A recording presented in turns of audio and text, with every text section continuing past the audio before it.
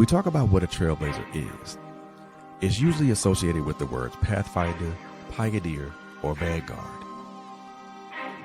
So how about we add change agent to that? Welcome to TrailBlazerz Radio, a unique podcast platform that speaks about a myriad of subjects. We are not afraid of opening closed doors, and we always tell it like it is, period. We are accessible on various social media platforms such as YouTube, Facebook, and Instagram. We're also accessible on various streaming audio platforms such as Spotify, Google Podcasts, and so much more. It is our mission to ensure that you are educated, entertained, and edified. And we thank you for tuning in to us. When we talk about what a trailblazer is, it's usually associated with the words pathfinder, pioneer, or vanguard. So how about we add change agent to that? Welcome to TrailBlazerz Radio, a unique podcast platform that speaks about... That was not meant to play twice. That was not meant to play twice, man. That was not meant to play twice. Welcome to TrailBlazerz, man. I am your host, Mr. Fergie Beatty. Thank you so very much for tuning in tonight. You guys could have been anywhere else on a Friday evening, but you're right here with us, hanging in with us, and we most definitely appreciate that, man. So thank you so very much for tuning in and hanging out with us and just kicking it with us on a Friday night, man. So before we get into anything else, man, I want to thank everybody for tuning in tonight, man. Again, you could have been anywhere else, but you guys are right here hanging out with us, and we appreciate that. So, as we always say, you want us to continue to like and follow us on all our social media platforms: Facebook, Instagram, YouTube. We got a Twitch channel. We're also on X, which is also formerly known as Twitter, and our audio podcasts are on Spotify, and they're streamed to other different platforms, such as Pocket Cast, Amazon Music, iHeartRadio, Apple Podcast, naturally Spotify, and so many more. So wherever you get your audio podcast, your audio streaming services from, make sure you tune, lock in TrailBlazerz Radio.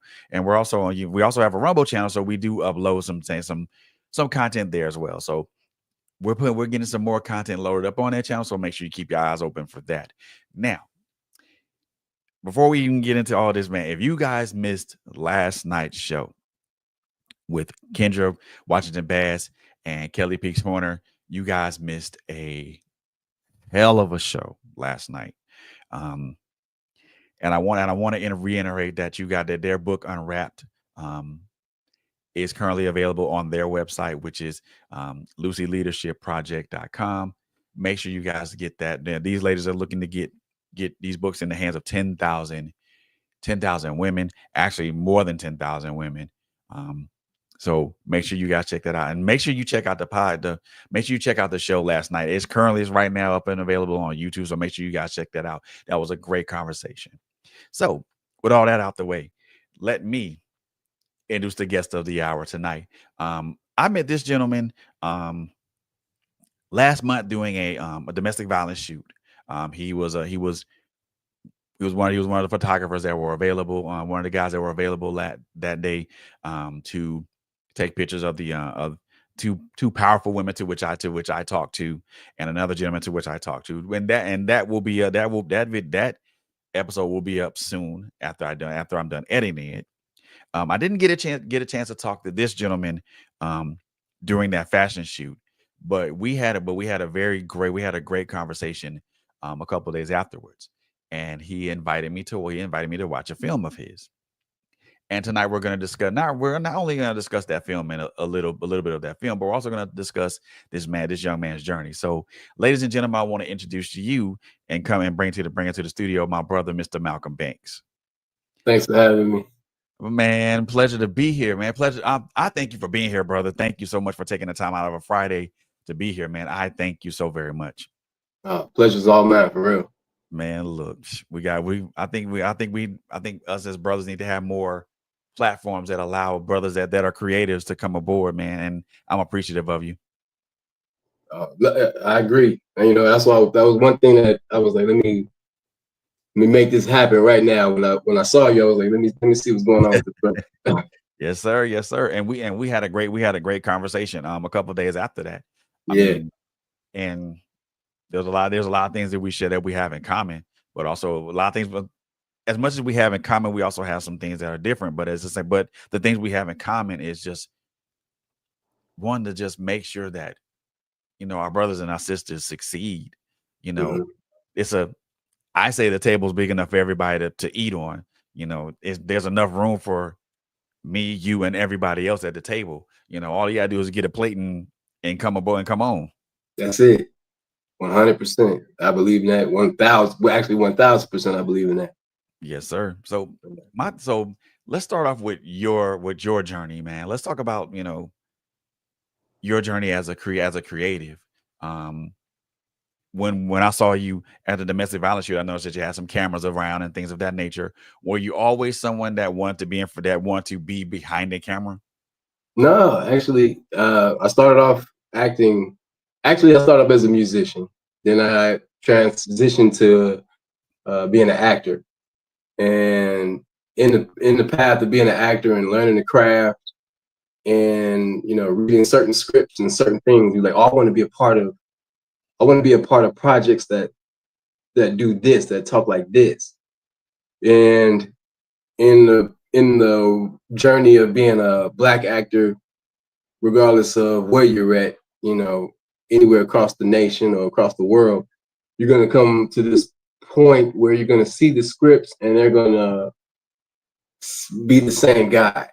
You know, and it was, I came across a director, and he was like, I was kind of complaining. I was at the point I was kind of complaining, like, yeah, I was like, man, it's all that guy. It's like it's just the same guy. It's just like over and over. And he was like, well, you can make your own. I was like, what you mean? And you can write your own stories. I was like, after he said that, I was gone. I was just like, oh. So then I wasn't waiting was no more waiting for me. And I was on the path of just creating my own thing. And I was like, oh, okay. So I started to write and learn how to write and figure out how to tell a story. And after that, the rest was history. I started to write scripts and call my other actor friends, and they would come and work with me. And it started all in Chicago. Mhm. And where I kind of harnessed everything and developed all my skills and working with great play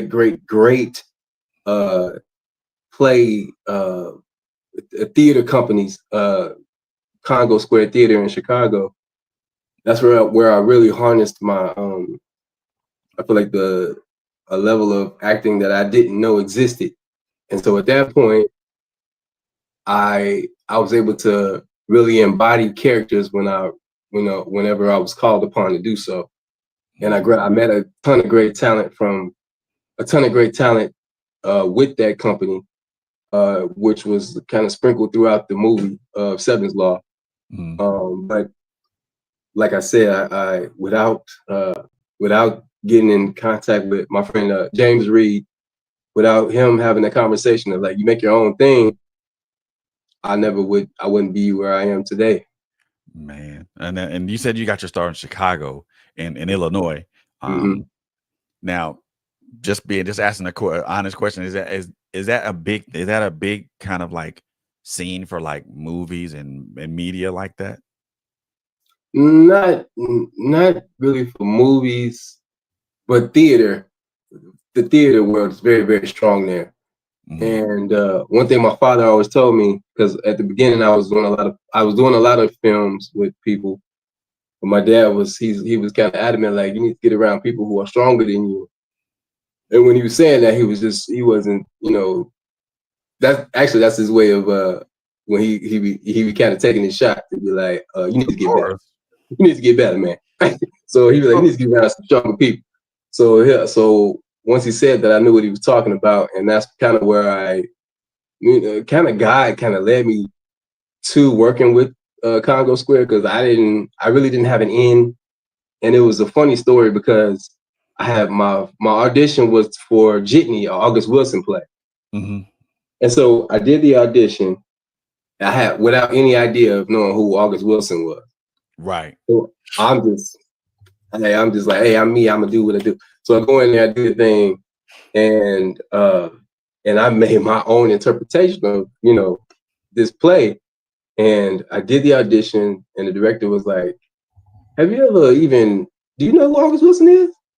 And my boy had called me in for the audition, so I didn't want to embarrass him or nothing like that. But I was like, nah.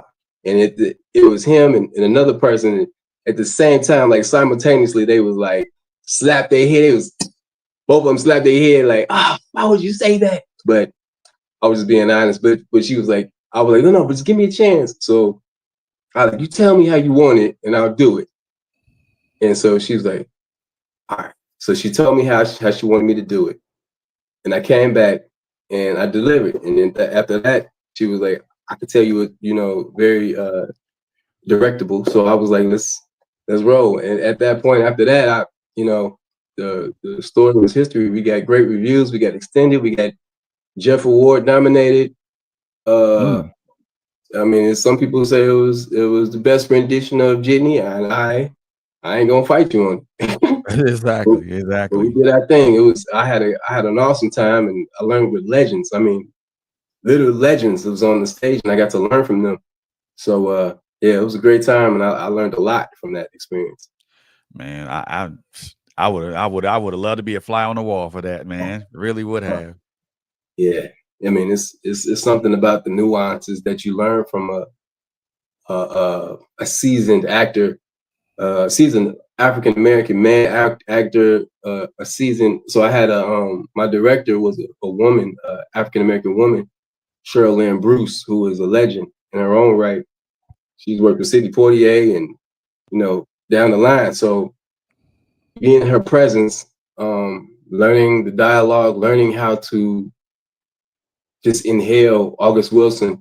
And then once you read August Wilson plays, and then you try to go read some rinky-dink TV show, no offense to nobody, but you be like, so what's this about? Like, you're trying to get the depth of something because you just read something that's so rich and it's compelling, and every word means something, and every period means something, and every question mark is just like, you don't know. It's very, very hard to come down from that type of literature, really.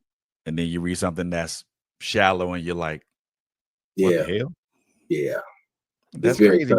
I get that, man. I mean, and me being a writer, an author myself. I mean, I've read things that were like deep and instrumental, but also something that was also valuable to me. But then I read something that's like extremely shallow. I'm like, where's the meat on this bone? Ain't no meat. It's just gristle. Exactly. I'm like, there's no meat on this bone, man. I mean, and then and for me, and I'm pretty sure this is the same thing with you. You look at something, you read something like that, and you come away disappointed. Yeah. Like, come on, I know this person isn't this. The person is, and I've did some harsh reviews of some books that I've read. I'm like, this is kind of not what I expected, man. But then again, everybody writes differently, and everybody writes for a different purpose and for a different audience. So I'm not gonna knock somebody for that. Exactly. Yeah, and you think, I mean, everybody kind of like on a different intellectual level, and so some people write for those intellectuals, and they have a place for sure. Though, of course, just not in my personal library. No, it ain't gonna. It's not gonna get It's not gonna get a spot on the shelf. Not at all. Hey, Simone, how are you? Good evening. Thank you for tuning in, sweetie. Appreciate you. Thanks, Simone. You come from Chicago to Georgia, right? And I'm pretty sure you picked up at being a whole different vibe out here. Yeah. You came to the land of Tyler Perry and Hollywood of the South and stuff like that. And what has that experience been like thus far? It's been it's like a reverse of Chicago in a sense, because Chicago is constant head on the swivel. You really can't trust nobody. I still don't trust people like that, but Right. like, you know, but it's more so heavier there because I think I told you, like, for instance, when I'm driving out here and some random guy blowing his horn, he about to pull up alongside me and everything, and I'm really like, yo, what's good? What's And good? he's like, your tail light out. I'm like, Huh? all right. Appreciate you. Right. Appreciate you. But I'm just like, all right, that's crazy. Black dude just looking out, old black dude just looking out. And then I let a day go, just a day, and the next day I got pulled over because my tail light was out. But the Exactly. black dude was looking out, like, you know what I'm saying? And even today, I was in the parking lot and a black parking. I was, you know, a couple minutes late trying to get back to my car or whatever, and the black attendant saw me coming. Like, oh no, don't worry about it. I'm like, You good to oh go. man, it's a different what they call it. Southern hospitality is a real thing. For It's a sure. real thing, For and sure. it's not up north. You know what I'm saying? So I think that's like the biggest difference. Like people kind of, some people genuine. I feel like the people who grew up here are more like the genuine ones or whatever. And you'll notice that and you'll see that, and it's kind of, you kind of get shell shocked from it. Oh yeah. You know? Me being a native of here. I mean, for me, Southern hospitality is something that's been ingrained in me since a kid. You know, you always treat people with the kindness and respect. And you treat people as if you let them in, let them you not literally, but figuratively, if you let them in your home. Yeah, You treat them the same way as you let them in your home. And I'm like, and for me, it's always been a thing. It doesn't matter where I've been and where I go. It's always been, I'm gonna be friendly. I'm gonna say hey to this person, irrespective of this person had a bad day or a good day. Their response at that point is gonna be their response. But so that's been the thing for me, ingrained in me. Now, but like I said, you're in now, you kind of sort of, you've been in the Hollywood of the South, and now you're in the land of Tyler Perry and right. everybody else. And have you tried to ingrain yourself into that type of into that culture just yet, or you just kind of wading in the shallow feet for the time being? I I have been I've been you know, the people, like I said, like everybody's kind of hungry, and it's, I didn't say that, but everybody is kind of hungry out here, and Yep. it's a great thing. Even at the event that I met you at, the young lady and Miss Ward, you know, she had I met her, and uh we did some work. I did a zombie film with her, shot that with her as the DP, and I had a great time. Everybody was great. Didn't have any issues, no ego, you know what I mean? Not that I had to deal with anyway. Right. Um, everybody got the job done, no complaining, and you know, that's the type of environment that I long to be a part of. And there's a lot of people in Chicago that I know would benefit from this environment.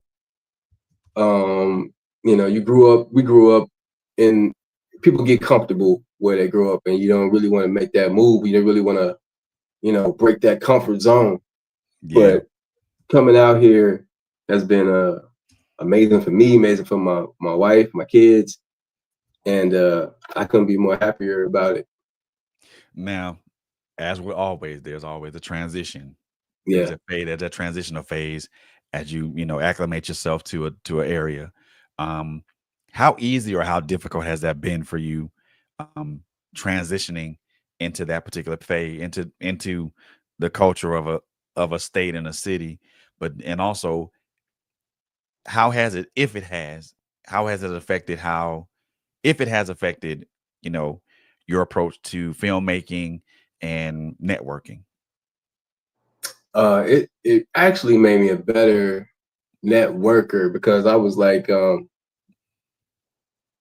said, because of the Southern hospitality, because everybody's so open to meet and talk and just be hospitable. You know what I mean? No, ain't nobody like, what you want, man? Like it's just Hey, how you doing? Oh, okay, yeah. Oh, me too. I'm doing that too.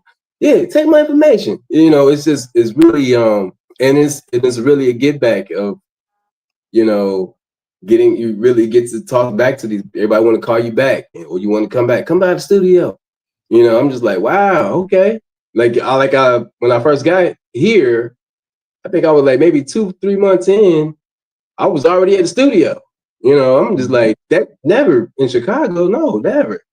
But I'm inside the studio working on a project off top. So I'm just like, yeah, this is different. This is way, way different than Chicago. The only thing about the South though, because we from the Northerners, we're gonna have a problem with this pollen. That's Oh gonna yeah. mess you all up, boy. Like, you can hear Oh me yeah. now. You're gonna have to Oh yeah. take you some Zyrtec, I think. You got to Oh get yeah. on your stuff, because Come but you springtime. Oh yeah, you done. It's all done, brother. Trust yeah, me. it ain't no joke. But after you get past that part, it's all good. Oh yeah. I mean, and the simple fact that you being able to network with folks 2 months being here, that speaks volumes. Not only that speaks volumes for you, but it also speaks volumes for the people that are working with you, because they see something in you, but you also see potential in the people that you're working with. So of course, it's not just a one-way thing that they're taking a chance on you. You're also taking a chance on them, Yeah, because you see the potential of working with them. They also see the potential of working with you, and it makes for good collaboration. Because I think, and this is just me being here, me seeing certain aspects of how this goes. I mean, there are a lot of things that are being filmed here. Every hmm day something's being filmed around here. Um, if I'm not mistaken, the show Sisters is filmed, I think, primarily here.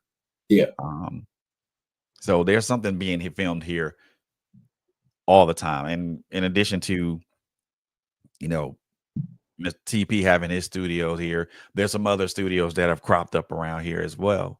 And yeah. I again, mean, this is not a good thing. Now, this is not a bad thing, because it generates, revenue, but it also encourages healthy competition.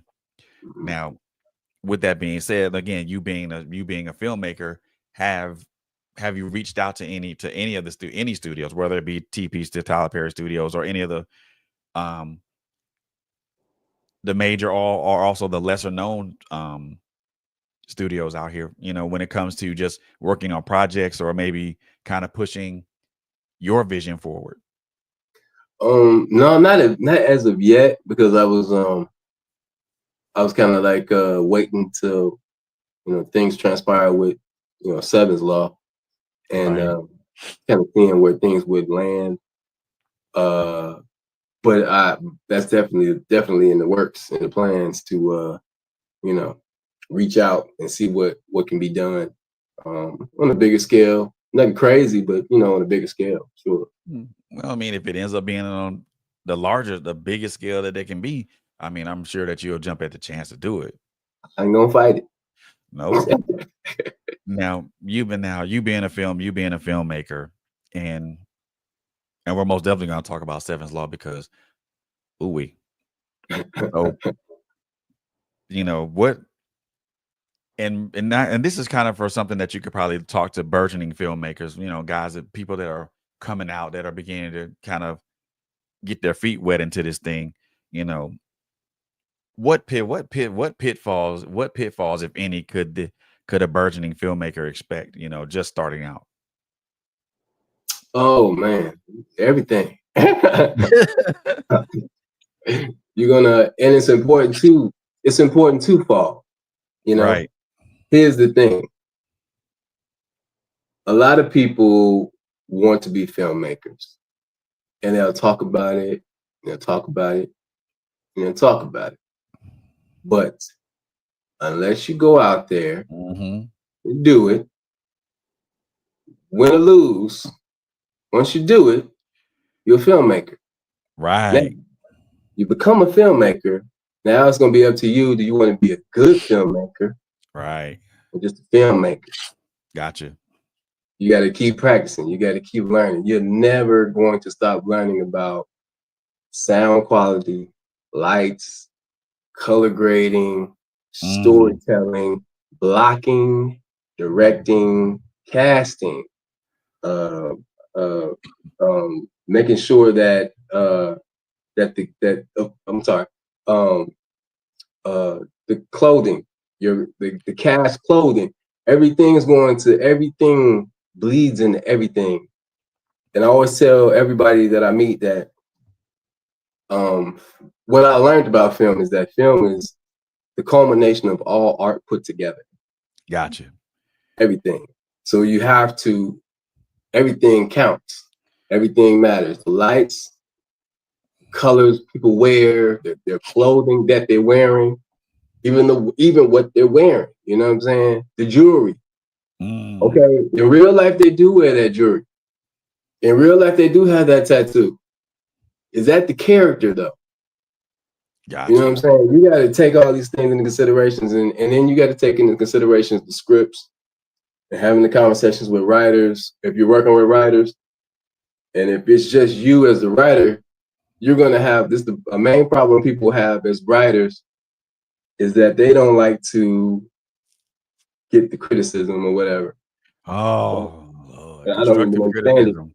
I'm like, dude, you either gonna get it from somebody you trust or somebody online. So you might as well get it from somebody you trust. You know what I'm saying? Somebody who loves you at least. I mean, so at least you can get it to the best place it can possibly be. Don't just put anything out there. But people put anything out, and it's all good. I mean, constructive criticism is necessary for professional and personal growth. Yeah. I mean, if somebody's, I've had people tell me that like a manuscript that I wrote for a book was ass. I'm like, and I was like, oh, wow. They told that to me, but they didn't say that in those words.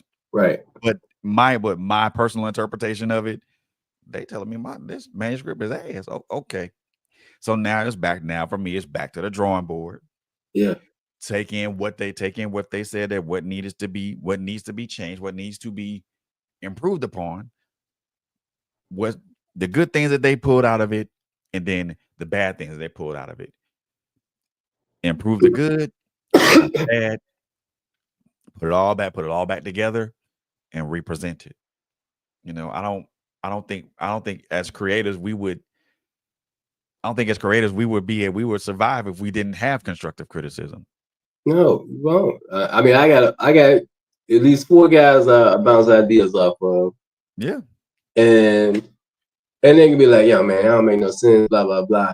You don't know what you talk. I'm for real, for me, I'll be like, you know what I'm talking about, blah, blah, blah.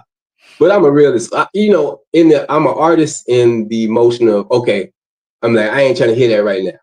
But I'm not crazy. So I'll sit on it. Right. And I'll be like, yeah, no, he was right. You know what I'm saying? But in the moment, maybe I'll fight it. But at least get into the fight. You know what I'm saying? Let that be a part of your process. Figure it out. But you gotta get critiqued. You gotta get whatever it's gonna be. Like, you gotta hear it. You know what I mean? Because you might consciously heard it, but you fighting against it. And you knew yourself. You knew that. I should take that out. I'm gonna take that out. But you just fought yourself against it. And somebody points it out. And I think everybody has to learn that constructive criticism isn't meant to tear you down. It's meant for you to take it and improve on what needs to be improved upon, and whatever's great, make it greater. Yeah. But I don't know. I think people are allergic to criticism, especially constructive criticism, because they think it's a immediate tear down. Now, me personally, if I had $1 for every time I thought that constructive criticism was a tear down, maybe 4 years ago, as I started my author and podcasting journey. Well, 4 years ago as an author, and then 7 years ago as a podcaster, I'd probably be a rich person because I took it every time. I took it as a tear down every time. See, it's hard. It's hard. It is a hard pill to swallow. But if you can, pause. But if you can swallow it, you can do it, man. You can do it for real. I mean, it's going to benefit you. You know, it really will. I know, I know my boys would, you know, they would, you know, they would definitely tell you that I mean, I'll fight, try to make my point, but I'll sit back. I'm like, oh no, yes, that ain't it. It ain't it. Because if you got to fight that hard to make a point, you ain't made the point. Yeah, you'll sit back and listen, and be like, okay, they have a point, but I got one too. But their point might be better as far as me improving. Yeah. And you're gonna have sometimes it's gonna be like, no, you're gonna stick to your guns, and you stick to your guns, and that's what it's gonna be. But it's just never not. Don't just close yourself off not to listen to ideas and opinions.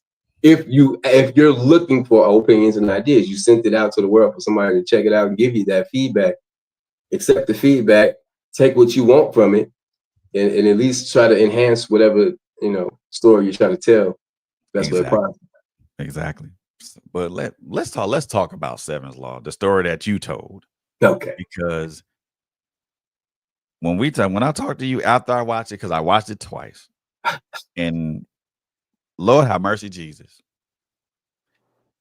Let's just say, and when you and I talked, it for me, watching that from the perspective of how I interpreted it, because the first time it brought about, it evoked some very, very, very, very nasty feelings. But again, those feelings were based upon my experience. Yeah. And we talked about that. And everybody that watches us, they know what I'm talking about. But for those who are watching and don't know, I lost a kid through police violence in 2015. So again, though, it brought back some very nasty feelings.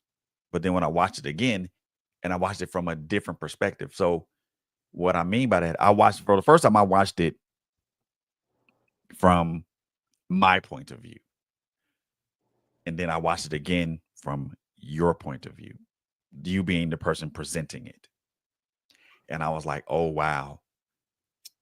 Different perspective, different way of looking at this. And I gotta say, man, I was totally blown away by that, by the presentation of it, but also the twist in it. And this wasn't a subtle twist. This was a immediate, like, boom, turn. And I was like, hold on, what? So, I mean, let's talk about that a little bit. I mean,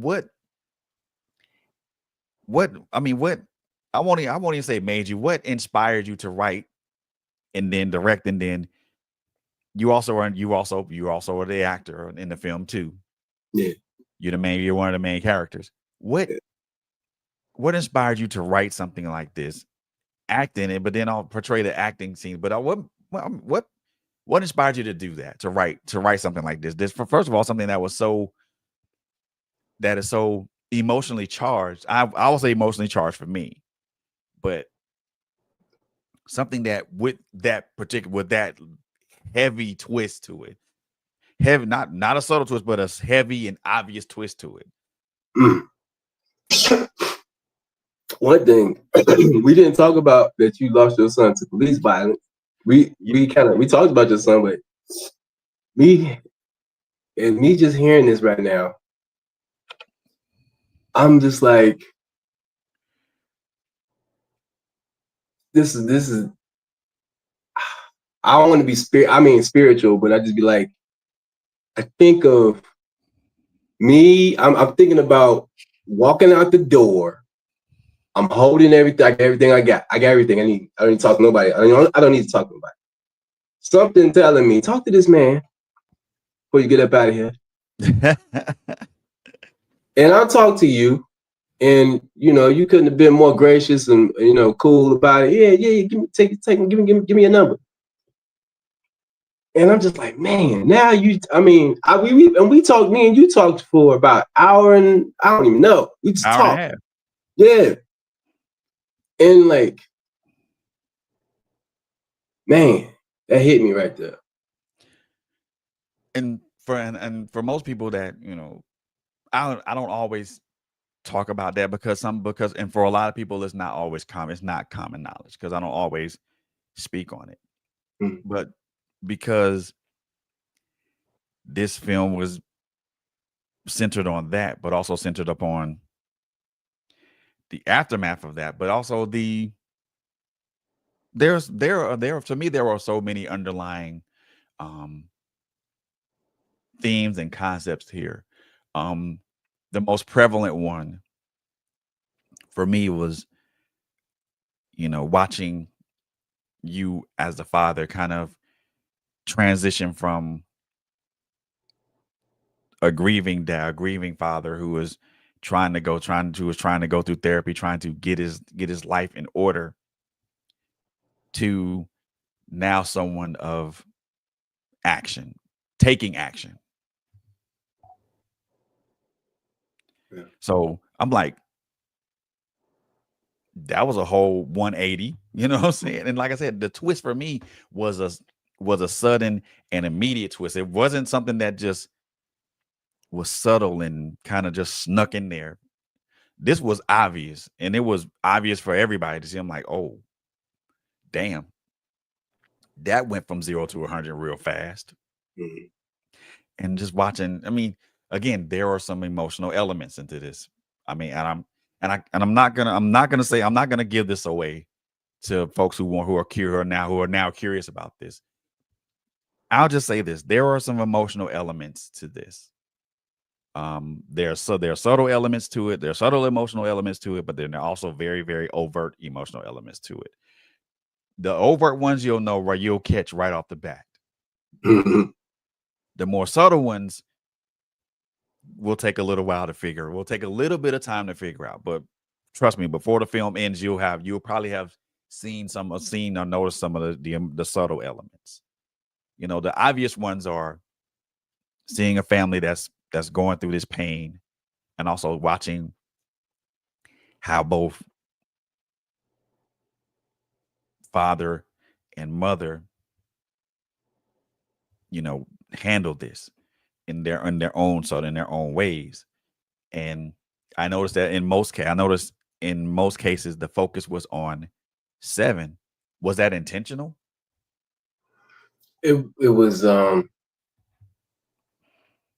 it was intentional, but it wasn't, because the for the film, for the body of the project, I can't, and it's not really a film, but it's a project, it's an idea.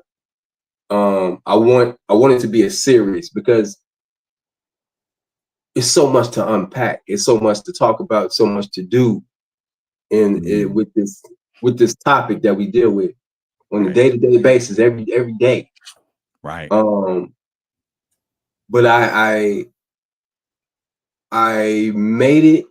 I made it because I was looking for a relief valve for us, because I was like, we have there's nothing visual for us to even watch. There's no, I mean, the best there's maybe there's books about uh an uprising or anything like that, Mm, to put it lightly or whatever. But to see some type of action done, mm-hmm. there's nothing. I mean, you got Right. Django, but that's, it's comedic. I mean, it's not comedic, but it's not. It's in the past. I was looking for something now. And there's nothing now. It's nothing even close to now. I mean, you know what? Then I can't even put that in. American Skin is just closest thing that I could think of. Yeah, However, he that didn't do it. He didn't do it. He that didn't, had what that I'm saying? yeah, that had the ending of that shocked the daylights out of me. So, It left you back in the bull crap of trauma. It put you right back into trauma. You did mhm. all of that, and you got put back in trauma. And it's like, so we can't even fantasize about winning. We can't dream about it. We can't do nothing. It's just always got to be some type of trope. So some type of don't forget. Exactly.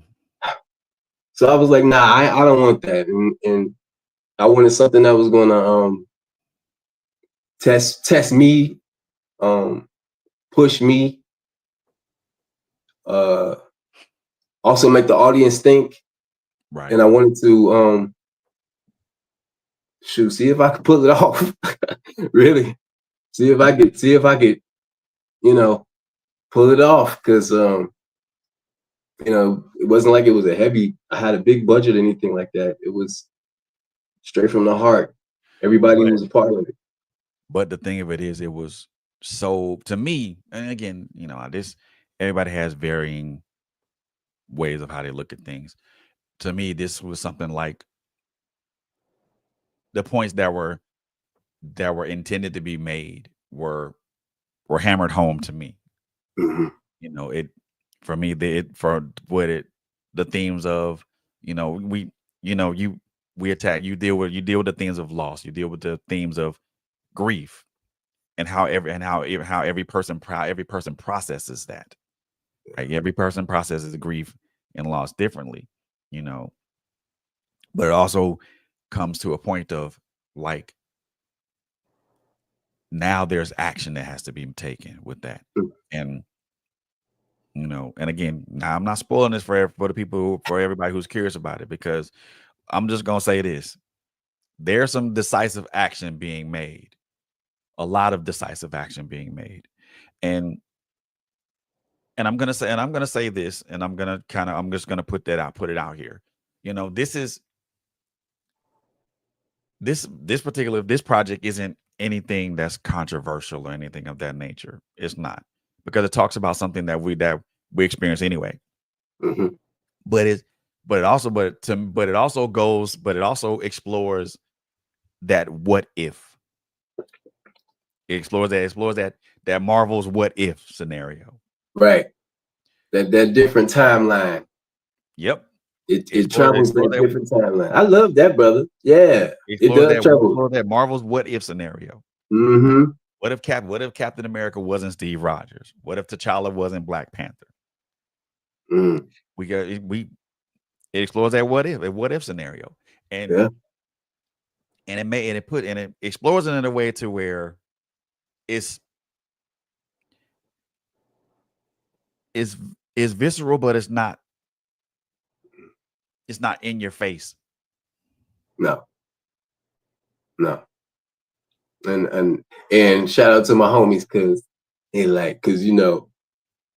you got to make a couple cuts. They like, I Yeah. don't know, Mal. I don't know, bro. You might take it down just a little bit. I like, all right, all right. I mean, But I didn't go visceral. Not crazy, you know what I'm saying? But like me and you talked about, when you become a father,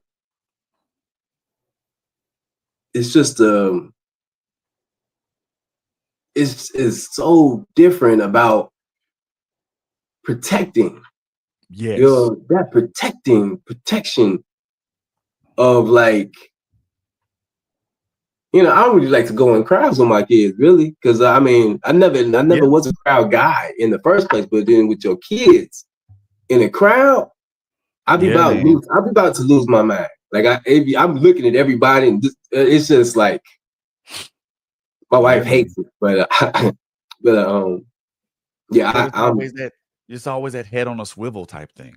yeah, And like you it's said, as a father, there's this overwhelming need to protect. It's overwhelming need to be present. yeah, And one of the things that I noticed that, you know, especially at the beginning, is, and ladies and gentlemen, I'm gonna say this, and I'm sure Malcolm is gonna agree with me wholeheartedly. The failure to protect the people that we care about, whether it's children, whether it's our spouses, or whether it's our family members, immediate or extended. When we fail to protect those people that we care the most about, hmm that weighs on us. It's almost like it's like an elephant having all four of his legs on you. You know what I'm saying? Yeah.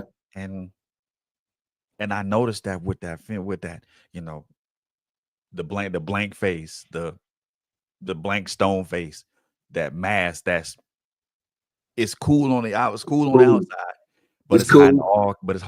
all, hiding a lot of rage and anger, and there's no outlet for that until Right. the opportunity presents itself. I mean, so I gotta ask you. I know we talked about this before. You know, did you ever think that this would be something that could be highly controversial? Do you think did you ever imagine in your wildest imagination that once you got finished filming, and then you watching this in its entirety afterwards, did you ever feel like there was ever going to be any type of controversy behind this? Do you think anybody was going to come back with you with any backlash? Excuse me. Absolutely. But I was and even when I wrote it, I like, okay, now, okay, Malcolm, okay, you wrote this project. You see what this is, and it was. I always thought about civil rights leaders, and I always thought about in the process of it. I was thinking about. I studied James Baldwin and Malcolm X and Mm-hmm. Martin Luther King and uh, countless other. I mean, I spent so many hours just doing research on people who risked their lives knowingly. You know what I mean? To Right. to to spread, to talk, just to talk. And and I was like, who am I if I'm not going to talk Right. my truth? They did it knowingly. Not now. I'm not saying that that's something that's going to happen to me, but I was thinking, who is going to speak truthfully? Who is going to have a voice for us truthfully of emotions, of what cinema is supposed to be? One thing that I picked up on recently from Nina Simone, she was like, it's the duty of the artist to be disruptive. That's the artist's job. Be disruptive, be creative, teach, make them think. It's okay. It's okay. I mean, the best comedians are disruptive. You know what I mean? Like, it's the best of any art is disruptive. And so what brought me the piece to bring it out, to release it, was that I know it's going to be a disruptive piece once, you know, people start to trickle onto it, and it's a slow burn, and it'll do what it needs to do, and it'll make people think. And that's my goal, that's my dream for it, to make people think, to bring brotherhood, unity. That's the goal of it. And I hope that, I hope that's what it does. I know that's my dream for it.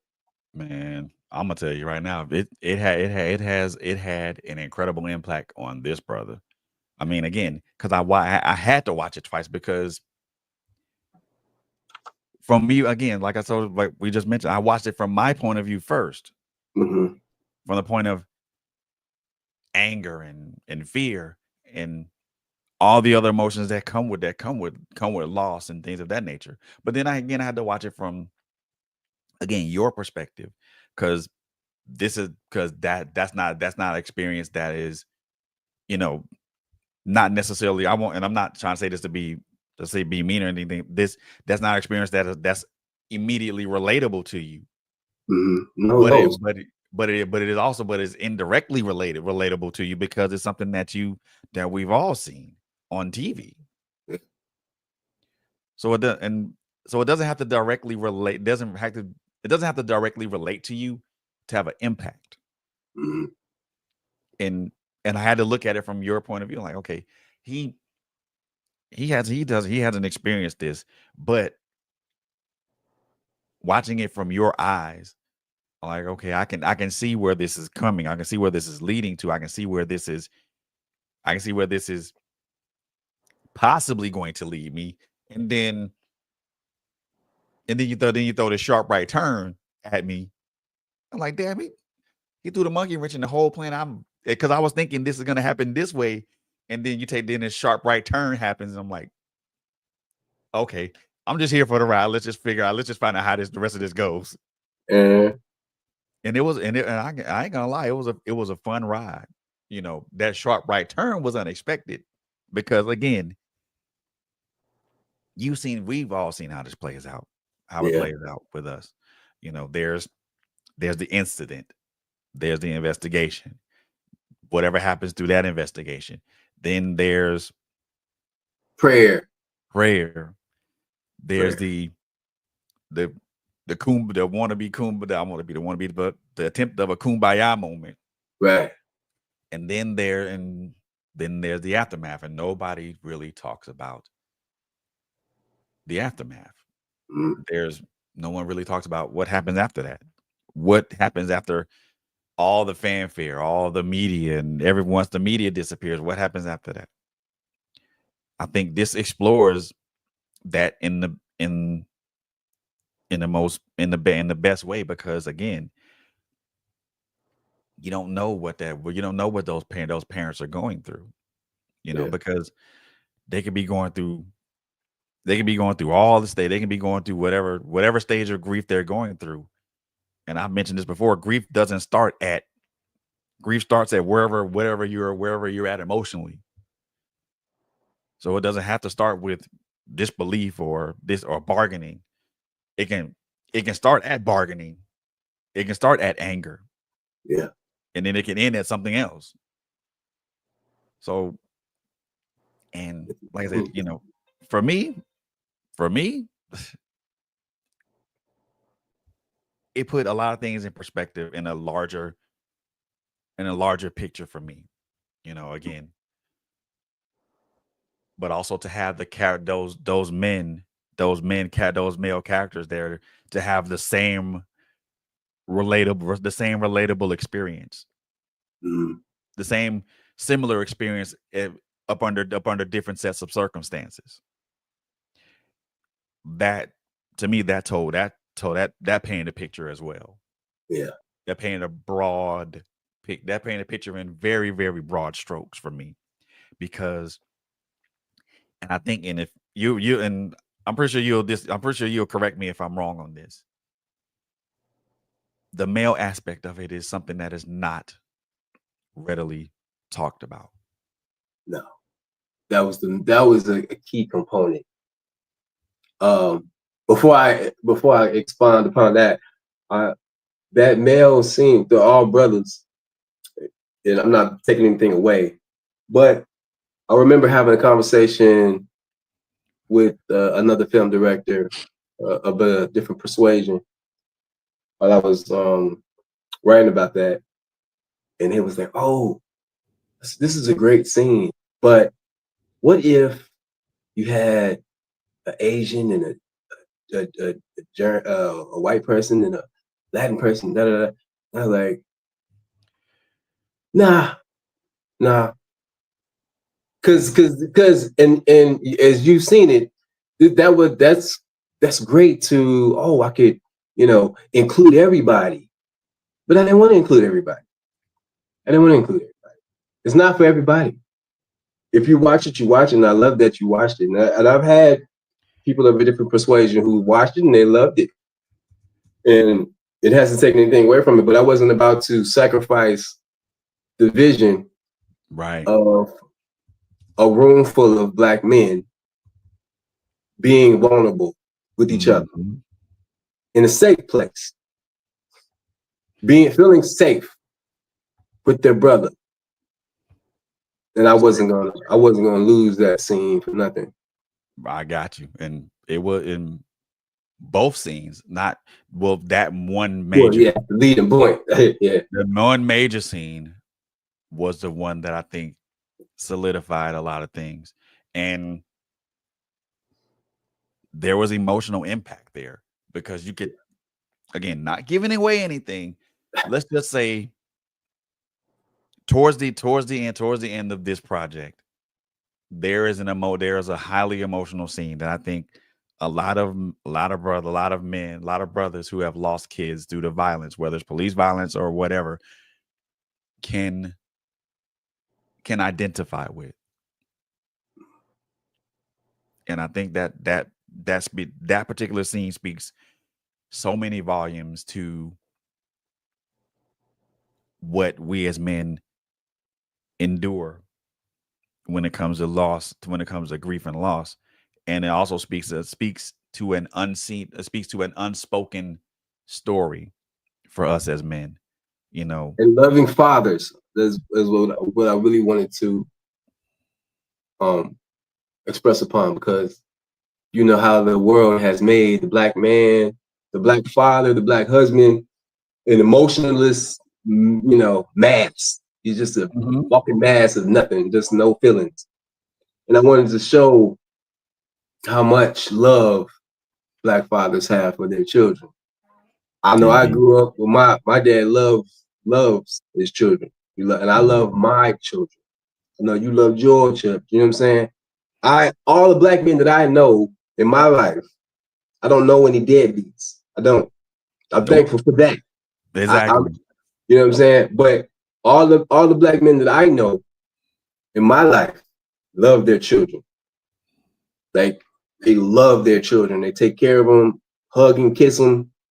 You know, I remember having a conversation kind of to the point where one of my boys, it's a little bit off subject. My son's 6 and his son is 6 as well. We both grew up playing football together. And I was like, man, you ever whooped your son? I like, nah, I ain't never whoop him. You know, I slapped his hand or whatever, but I ain't never whoop him. I'm like, man, I feel like by this age, I had at least about 10 whoopings. It's like, but it's just like I'm like, and that's not to say that getting whoopings, like, if you do cross the line, I mean, that's gonna go there. But the love that I know that all my boys have for their sons and their daughters, it's unmatched. They'll take it, man. I just was like, man, this is something that's totally missing in this world. That pretending like we don't love our children. And so I really, really, really wanted to express, I wanted that to be shown. Right. And it's widely overlooked. The love that that we as black men have for our kids is widely overlooked because there are not enough forms that show that. No. And me personally, I hate that because it's always because some of these shows, these projects always show those men in a bad light. Like, dude, what you're showing right here isn't the norm. No, not the norm. Isn't the norm, and I hate that. But that's the way film and stuff goes because they have to appease a certain audience, crowd, or demographic, whatever the hell that is, whatever the hell that ridiculous reason is, and it makes no sense to me. No. Look, that's why they pushed the Nick Cannon and all of that. You know what I'm saying? They pushed that nonsense of, it's okay for you to run around here and do all this. I love my kids, but you know what I'm saying? I'm like, that's not legit. Like, I mean, it is what it is. I guess because you got the money, you wouldn't act a fool. But like, I don't know. I believe when you have money, you can do foolish stuff. Look at that's how I look at it. But at the same time, you still have to be held to account for what you do. I mean, we've talked about that stuff in several different forms. I mean, for me, that it remains the same. You are held to accountability of whatever you do, and whatever you do, you are gonna have to answer for it. Yes, indeed. Yeah. Yes, indeed. I always ask 3 questions as we begin to close out this particular show and interview. I always ask 3 questions of the guests, and the answers I've gotten are various, and they've also been interesting. So the first question I want to ask you is, what does legacy mean for Malcolm Banks? You know, Mike Tyson just destroyed legacy. Did you see that video clip? I didn't see it yet, but I got a funny feeling I'm probably gonna be hella surprised. No, don't spoil it for me. Because I don't even know how to answer that now, because is it oh wait, give me a hint. Is it good or is it bad? Pretty bad. It's pretty bad. It's pretty it's bad. But let me see. Bad for him or bad for the other person? Man, this is bad for everybody. It's just oh shoot. It's bad for everybody. Like, God, it was so morbid.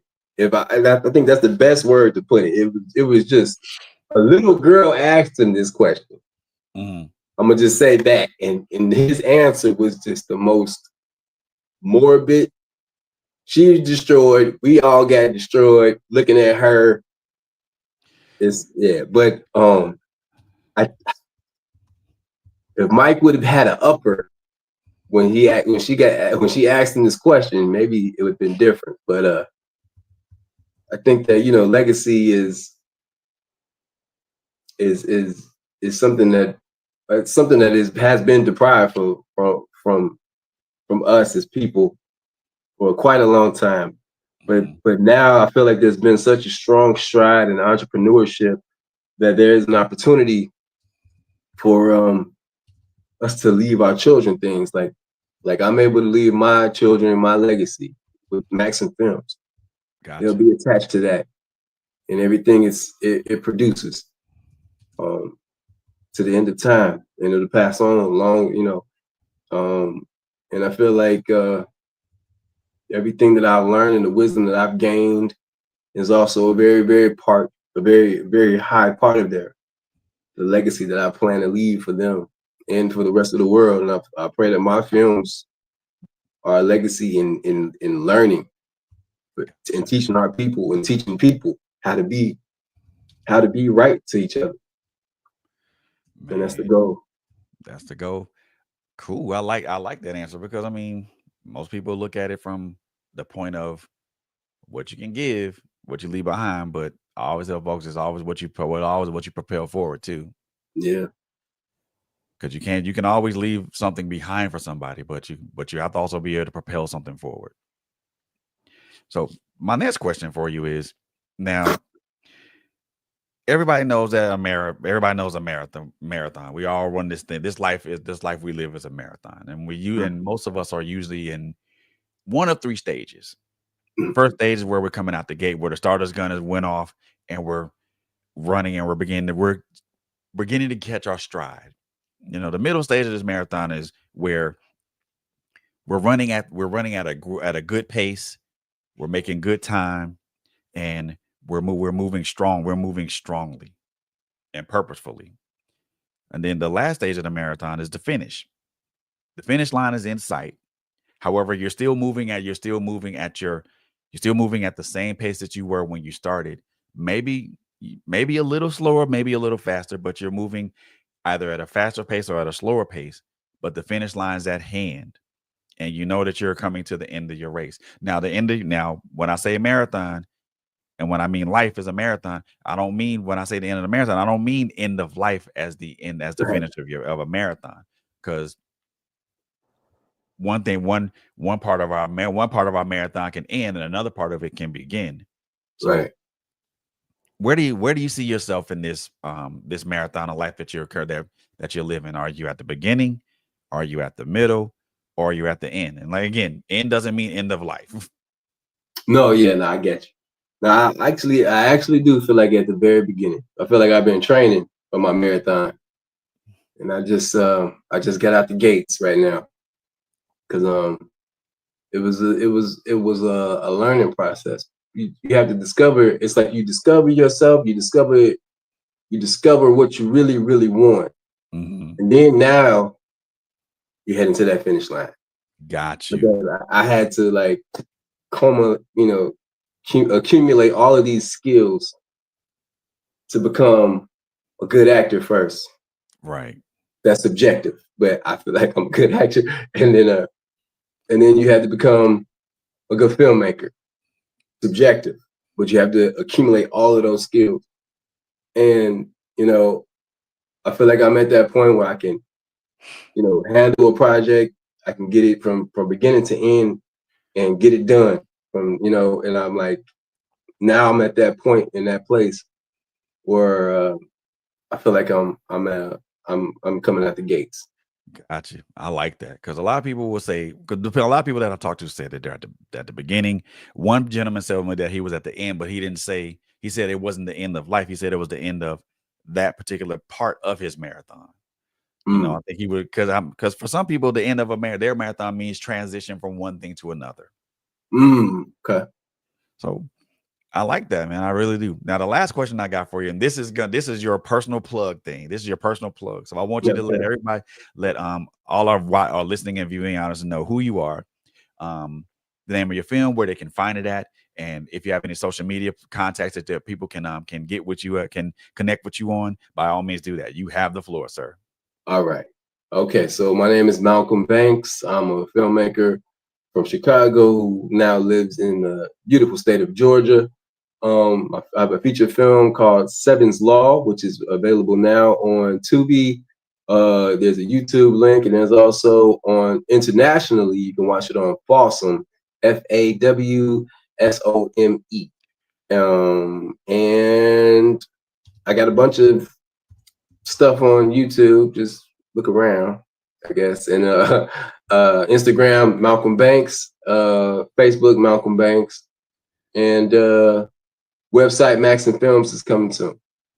Gotcha. So, man, I appreciate I appreciate you for coming on tonight, man. Taking the time out of a Friday evening to hang out with me and let's talk, let's kick it and just build as Black men, man. I mean, the importance of us continuing to build positive, fruitful relationships remains at least to me the paramount of, why, number one, why I do this.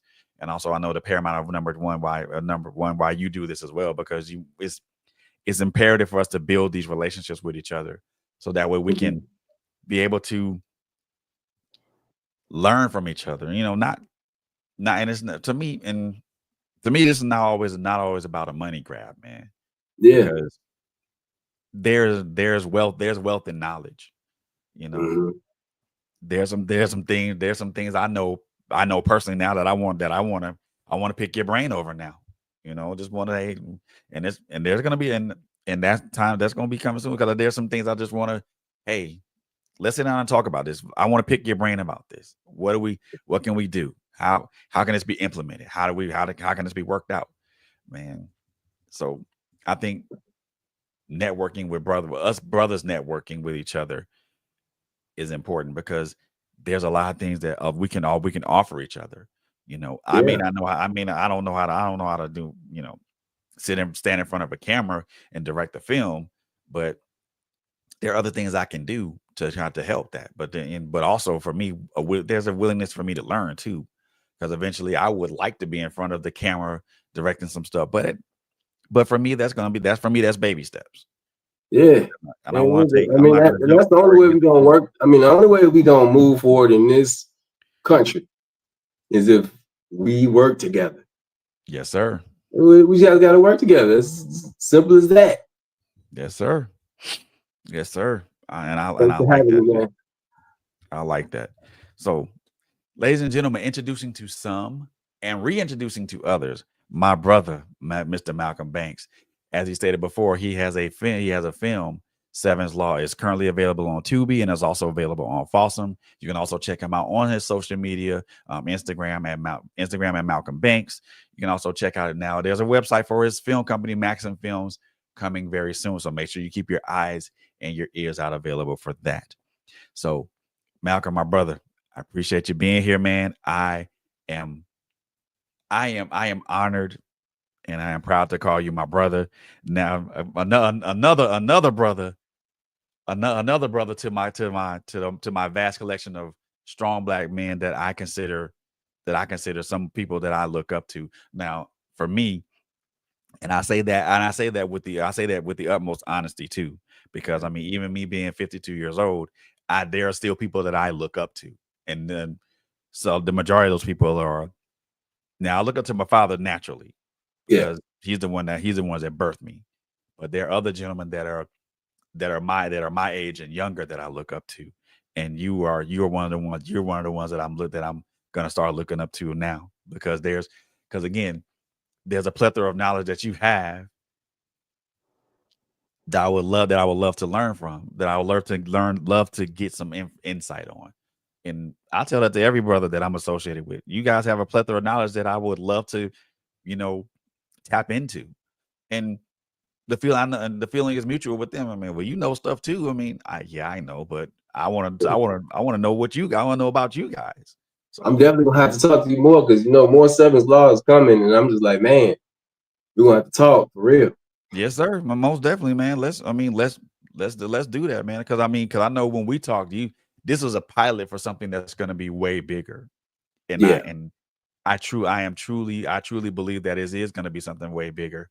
And it's once it hits that pinnacle, you know, I want to be there for it. I want to be the one standing, beside your family. I want to be the one beside your family, just clapping for you because that's important.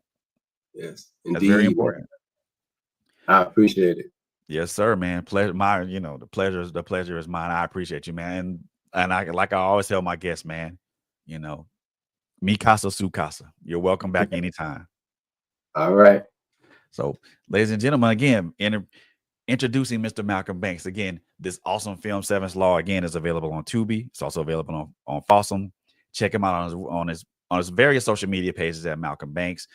There now I've taken a look at his Instagram page. There are not only pictures of him, but also pictures of snippets of the film. If you are curious about this film, by all means, check out the snippets first. But then, if you to really take in the whole experience, you have to watch it on Tubi or Fossum to really understand where this comes from, man.